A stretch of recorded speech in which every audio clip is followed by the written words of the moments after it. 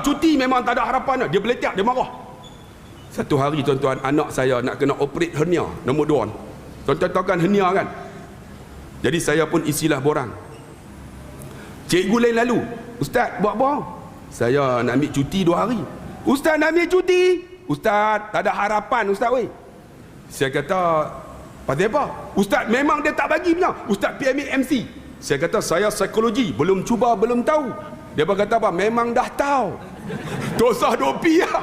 Memang tak dapatnya. Saya kata, try tengok. Nak try ya, pergi lah. Ustaz pergi ambil MC, tak apa lagi. Tak apa, try. Kita pun isi borang.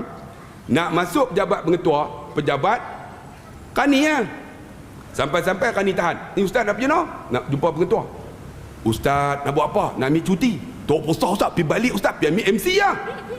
Saya kata, nak try tengok. Ustaz tak payah try lah, kami tahu dah. Memang tak dapat punya. Ustaz ambil MC, ganti dapat. Saya kata, saya psikologi. Dia kata apa? Koji makji apa makji apa dia kata. Memang tak dapatnya. Saya kata, nak try tengok, nak try. Tak try. Kita pun ketuk pintu.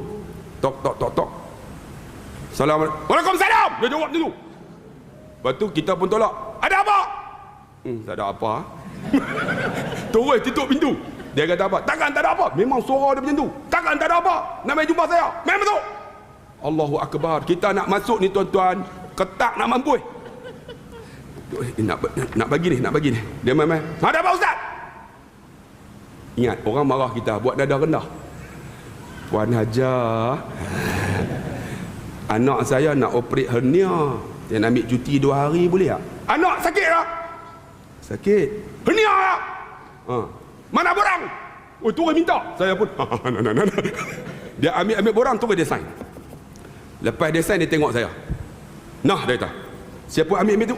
Loh, dia sign pula dah. 2 hari tak tanya apa pun. Dia tengok muka saya, dia kata apa?